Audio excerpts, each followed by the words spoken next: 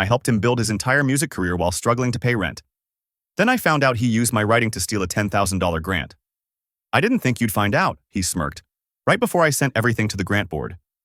I came home after a 10-hour business trip to find my boyfriend playing guitar shirtless in the living room, surrounded by beer cans, dirty laundry, and what looked like 3-day-old takeout. I hadn't even dropped my suitcase yet, and I already wanted to scream. That boyfriend? Devin, 31, freelance musician, part-time bartender, full-time dreamer.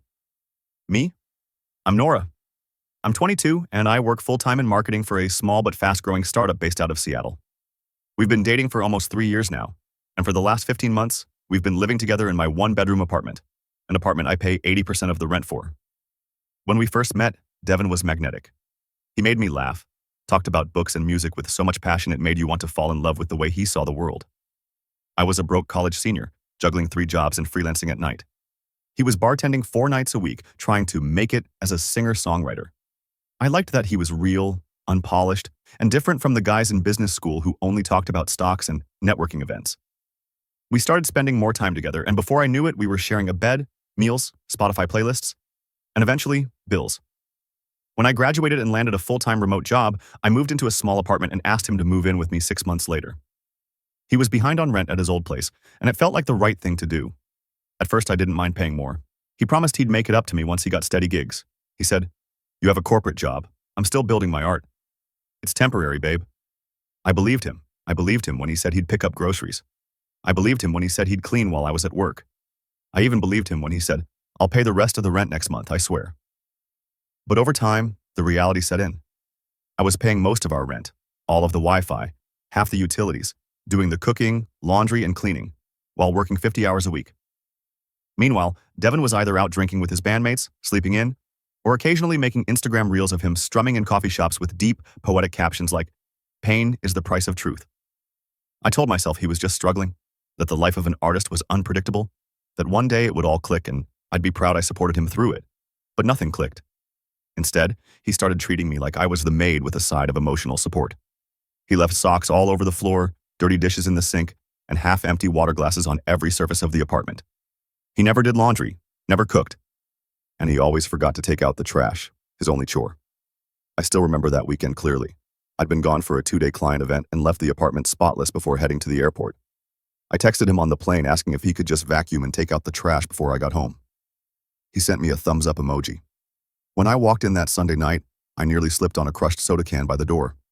The trash bin was overflowing. The sink was piled so high with dishes I couldn't even find a clean glass. Someone had eaten spaghetti and left the plate out so long it had hardened into a sculpture. Devin looked up from the couch, smiled, and said, "Hey baby, you're home. Want to hear the new verse I wrote?" I stared at him. My hands were trembling. My back ached. I had barely slept for 2 nights, and the last thing I wanted was a song. What I needed was a partner, or at least a clean fork. I walked to the kitchen without saying a word and started cleaning. For 3 hours. No help. No, thank you. Just him, jamming away, occasionally yelling, "Babe, where's the soy sauce?" When I was finally done, I sat on the edge of the bed, still in my work clothes, and cried. I didn't even know why, I just couldn't stop. He peeked in and said, "You okay?" I nodded. Lied. Told him I was just tired. Then asked again, "Please don't forget the trash tomorrow morning." He promised. The next morning, I woke up to the same smell. Same overstuffed bag. Same trash, still there. And him, once again, sleeping in while I got ready for work. That's when I lost it. I shook him awake and asked him, demanded, why he couldn't remember the one thing I asked him to do. He rubbed his eyes and said, "Chill.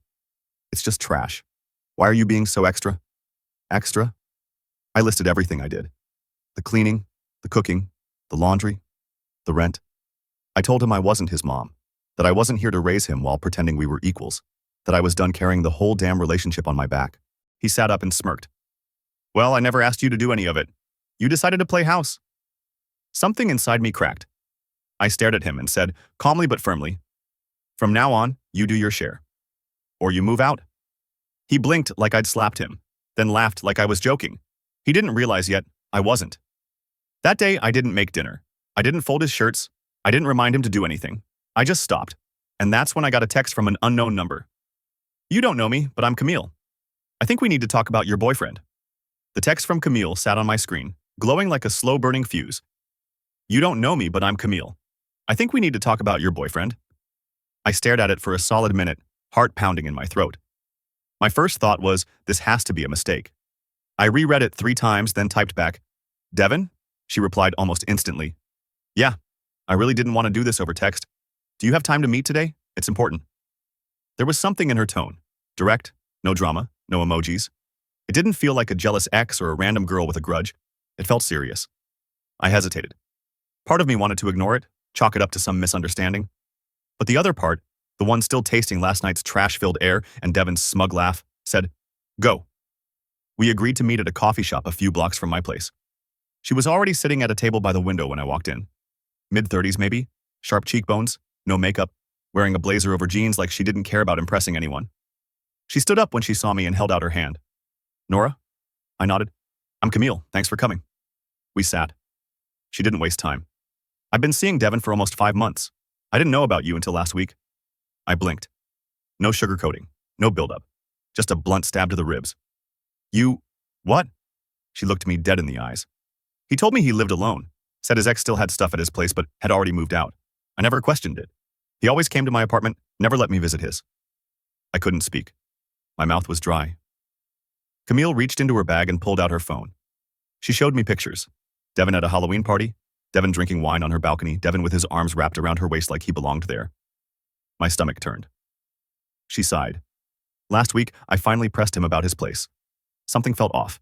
He got cagey. Then I found your Instagram through a tagged photo. I saw a picture of your living room. Same rug, same lamp. That's when I knew. I didn't know what to say. I felt humiliated.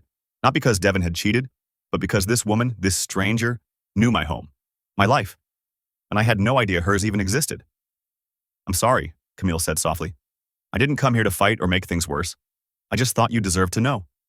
I nodded, numb. Did he ever mention me? I asked, almost whispering. She looked away. Yeah, once. He called you his needy ex who couldn't let go. I laughed. Not because it was funny, because it was insane. A needy ex. This man had been living in my apartment, eating my groceries, wearing clothes I washed, playing video games on a console I bought, and I was the needy one? I'm sorry, Camille said again. I shook my head. You're not the one who should be apologizing. We sat there in silence for a while. 2 women who'd loved the same man, one knowingly, the other unknowingly. Both used. I thanked her for telling me, and we parted with a quiet nod.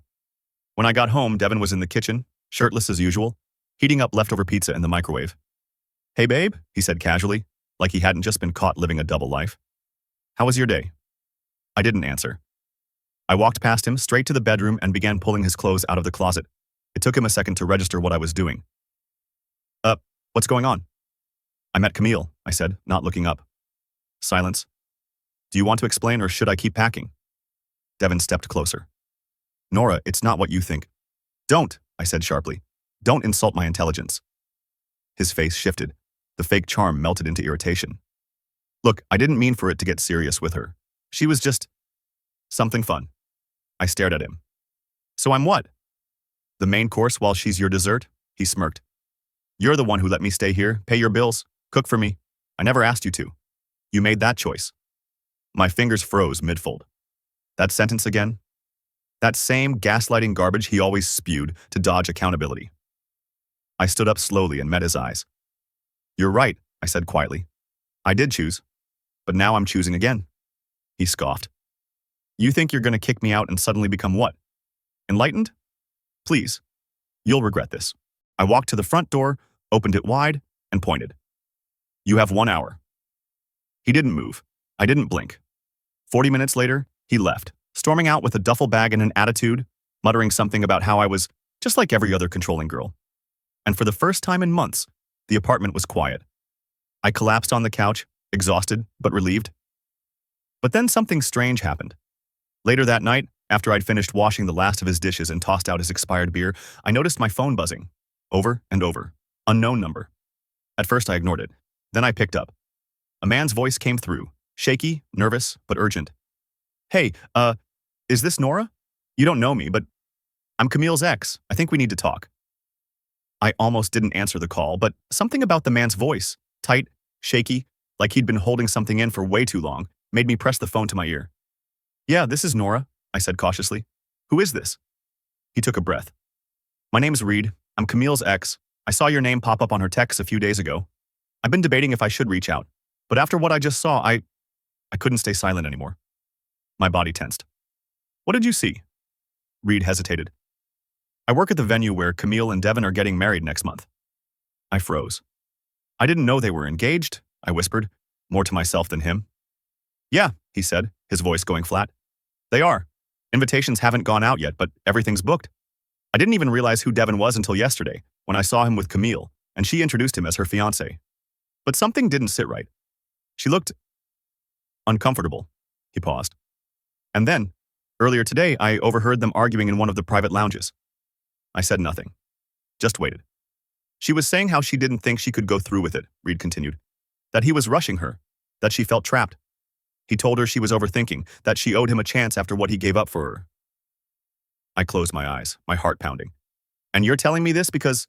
Reed exhaled. Because I think she's being manipulated, the same way I was, and from what I've heard, the same way you were. He's isolating her, making her feel like she's lucky to have him. His voice broke. I know what that kind of gaslighting feels like, and I couldn't let it slide again. I didn't know what to say. I thanked him and promised to keep everything confidential. But inside, my head was spinning. Devin. Engaged? Barely a week after I threw him out of my apartment, he had already secured his next victim, his next home, his next source of comfort. And Camille. She wasn't just a side fling. She was the plan. That night, I couldn't sleep. I kept replaying Reed's voice, the tension in it, the desperation, the pain of someone who had once loved her and watched her fall into the same trap. I thought about how Devin had flipped the script on me over and over, how he'd made me feel guilty for asking for help, how he'd twisted my kindness into weakness, how he'd fed me just enough affection to keep me hooked while draining me financially and emotionally. He didn't date people. He consumed them. And now Camille was next. I didn't owe her anything. But deep down, I couldn't shake the feeling that I had to do something. So I RSVP'd yes to the wedding invitation I hadn't even received yet. Through a mutual friend, one of the very few Devin hadn't poisoned against me, I found out the wedding was at an outdoor vineyard in a small town 2 hours from Seattle. A classic Devin move, isolated, picturesque. Easy to control the narrative. I didn't know exactly what I would do. I just knew I had to go. 2 weeks later, the wedding announcement finally went public. Their engagement photos were exactly what you'd expect. Camille in a flowing white dress, Devin in an all-black suit trying to look mysterious and brooding. The caption said, "When two souls are meant to be, nothing stands in the way." I wanted to throw my phone at the wall, but instead, I bought a dress, one that made me feel powerful, and I called Reed. "I'm not asking you to come," I told him, "but I thought you should know. I'll be there, and if you want a way to say what you never got to, this might be your only chance." He didn't say anything for a long time. Then finally, "I'll drive." The day of the wedding felt surreal. The venue was stunning. Vine-covered arches, fairy lights, violins playing in the background. I walked in with Reed at my side, and heads turned. Some recognized me, most didn't. Devin did. His eyes locked with mine from across the courtyard. He looked exactly the same. But I wasn't. His jaw clenched. He turned away, pretending I wasn't there. Reed and I took our seats quietly, not saying a word. The ceremony began. Camille walked out in a white lace gown, her arm hooked through her father's. Her smile looked polished but paper-thin. I could tell. She didn't look at Devin when she reached the altar. The officiant started the vows. And then, in the middle of the silence, I saw it. Camille's eyes flicked toward the crowd, right at Reed. She blinked. Her lips trembled. Then she stepped back. I need a moment, she said. Everyone gasped. Devin grabbed her arm, whispering furiously, but Camille shook her head. Loudly. Clearly. I'm not ready. She turned, walked down the aisle alone, and disappeared behind the vineyard gates. The crowd erupted in whispers. Devin stood there, stunned, his perfect script unraveling. The officiant looked like he wanted to vanish. And then Reed stood up. He didn't say a word. He just walked out, following the same path Camille had taken. I didn't follow. I just sat there, heart racing, feeling something I hadn't felt in months. Peace. I don't know what happened between Camille and Reed after that. Maybe they talked. Maybe they didn't.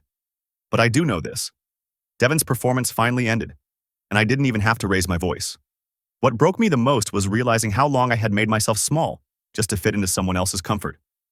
I bent myself into shapes I couldn't hold, just to keep peace that was never real. If you've ever loved someone who made you feel like you had to earn their kindness, I see you. If you've ever doubted your own worth because they made you feel like too much or not enough, I've been there. And I hope you know, it wasn't you. It was never you. There's a strange kind of silence that settles over your life after a storm. Not peace, more like the eerie stillness right before lightning strikes again. That was the air around me the week after Camille walked away from the altar. Devin hadn't reached out. Not once. No text. No email. No attempt to explain or spin the story like he always did. He disappeared. But I knew that was temporary. People like him always circle back. Not because they care, but because they hate losing control. In the meantime, Reed messaged me. Just a simple, thank you. I think she's going to be okay. That was enough. I wasn't doing any of this for closure anymore. This wasn't about Camille. Or even Reed. It was about me. The woman who had once bent over backward for a man who couldn't even take out the trash. The woman who had ironed his shirts while he flirted with strangers behind her back. The woman who was told she was too much when all she ever did was give. I was done being her. I wanted him to feel what I had felt. Not through yelling or revenge porn or burning his clothes like some cliché. I wanted him to feel irrelevant. So I did what he never expected. I got quiet, strategic, surgical. First, I called my landlord and finally removed Devin's name from the lease. She told me he had never paid rent on time anyway. I laughed, not surprised. Then I contacted the local music venues he used to play at and passed along an anonymous tip, a warning about his tendency to ghost collaborators and skip payments. I didn't need to lie. I just gave them the truth. I unsubscribed from every mailing list, newsletter, and email we ever shared. And lastly, I sat down and wrote out every dollar I had ever spent because of Devin. Dates, bills, gear he borrowed and never paid back. The total made me nauseous. I didn't ask for it back. I wasn't chasing pennies. But I printed the sheet out, folded it neatly, and mailed it to his old band's P.O. box. No note, just the math. A quiet invoice for a chapter I had closed. But the real moment came 3 weeks later, when I walked into the coffee shop where we first met. Not to be poetic, I just needed caffeine. And there he was. Devin, sitting by the window, alone, looking like a shadow of the man I used to know. He'd lost weight. His eyes were sunken. His guitar case was open but empty. No one was watching him. He saw me and straightened up, forced a smirk. Nora, I nodded. Devin? He stood, hands in pockets like he wanted to say something grand. But I didn't give him space. Whatever you're about to say, don't, I said. You don't get a monologue. He looked stunned, like he'd expected me to melt at the sight of him. I lost everything, he said softly. Camille's gone. My band kicked me out. I can't even pay for this coffee. I tilted my head. So, you want me to feel bad? He said nothing. I stepped closer, just enough for him to hear me over the ambient music. You know what the difference is between you and me, Devin? You needed people to carry you. I just needed people to get out of my way. He looked down, but I wasn't finished. I don't hate you, I said. I don't think about you at all. Then I walked out, and I swear to God, the sun felt warmer on my skin than it ever had before. But the twist, the part that still makes my stomach drop, it came the next morning. I was cleaning out my email inbox, trying to declutter my life digitally, the same way I had emotionally, when I noticed an old thread from months ago. It was from when Devin had begged me to submit a music video grant application on his behalf, since I was better at writing formal stuff. I remembered filling out the forms, writing a pitch under his name, even attaching my work samples because he didn't have any professional portfolio. At the time, I thought nothing of it. But the newest email in the thread was a congratulations. He had won a $10,000 artist grant, issued 2 weeks before our breakup, under his name, using my portfolio, my words, my work. He hadn't said a word about it. Not when he got the email, not when he moved out, not even when he saw me again, standing 3 feet from him like nothing ever happened. I sat there staring at the screen, heart racing, not out of anger, but disbelief. He didn't just use me emotionally. He stole my career voice too, and then pretended like he was broke. That's when it all clicked. The wedding to Camille, the fast engagement, the sudden distance. He'd planned to launch his career off my work and her money, and when both collapsed, he spiraled. He hadn't lost love. He'd lost a business strategy. I don't even remember breathing as I clicked through the application. I had access to all of it because I was the one who submitted it. The grant office would be very interested to learn that the writing samples weren't his. And I was very ready to share. But more than anything, I just sat there, letting it all wash over me. Every manipulated moment, every lie disguised as a compliment. Every time I folded laundry while he played the tortured artist in the other room. And I finally said it out loud. He didn't break me. He revealed me. If If you've ever poured your time, your energy, your love into someone who made you feel like you were just helpful, I see you. If they left and you felt hollow, like they took parts of you with them, you're not alone. But here's the thing they never tell you. When they walk away, you don't lose yourself. You finally get to meet the version of you they were scared you'd become. When I forwarded the grant application to the Foundation's ethics board, I didn't expect a response right away, but I got one within 48 hours. The woman on the phone sounded calm but deliberate. She thanked me for providing the documentation and said they'd begin an internal review immediately. I could tell by the way she didn't ask too many follow-ups that she already knew what had happened. A week later, I received another email. Devon's grant had been revoked. Not just that, the Foundation issued a formal statement declaring he had misrepresented his authorship and submitted falsified materials. They blacklisted him from applying again. The funds were retracted and his name quietly removed from their upcoming showcase event. No public scandal, no viral fallout. But in the industry he so desperately wanted to belong to, word travels fast. By the end of that month, 2 local venues canceled his shows. His new producer, someone Camille had apparently introduced him to, pulled out of the EP deal. And based on a social media post I stumbled on later, he was back bartending part-time, uploading moody covers of breakup songs that barely got 20 likes. I didn't feel triumphant. Not exactly, I felt clean. Like I had finally scrubbed off the last smear of his shadow from my life. But the real moment of closure didn't come through the email, or the calls, or even the canceled gigs. It came one morning in March when I got an unexpected package in the mail. Inside, a worn leather journal, some Polaroids of us from the early days, and a folded note. It was from Devon. He wrote that he knew what I had done, that he understood why. He didn't apologize, not really. The whole letter danced around guilt but never stepped into it. The final line read, "I hope someday you remember the good parts too." I read it once, then tore it into pieces and flushed it down the toilet. Because here's the truth, no one wants to say out loud. Sometimes the good parts don't matter when the whole foundation was built on lies. Sometimes, the most radical form of healing is to stop romanticizing the people who broke you just because they did it with a smile. I never responded to Devon. I never needed to. Instead, I focused on rebuilding everything he tried to hollow out. I restructured my portfolio, took on new clients, reclaimed my weekends, repainted the apartment, and replaced the couch he used to hog with one I actually liked. I hosted dinner parties with friends who saw me, really saw me, not for what I could give, but who I was. And for the first time in years, I started writing again. For me, not under someone else's name, not to help someone else look good, just mine. A few weeks ago, I passed by the coffee shop where we first met. I looked through the window. He wasn't there, and for the first time, I was glad. Not because I wanted him to hurt, but because I was finally free from needing to know how he was doing, because he no longer existed in the version of me I'd grown into, because even justice, when it's done, doesn't demand you keep looking back.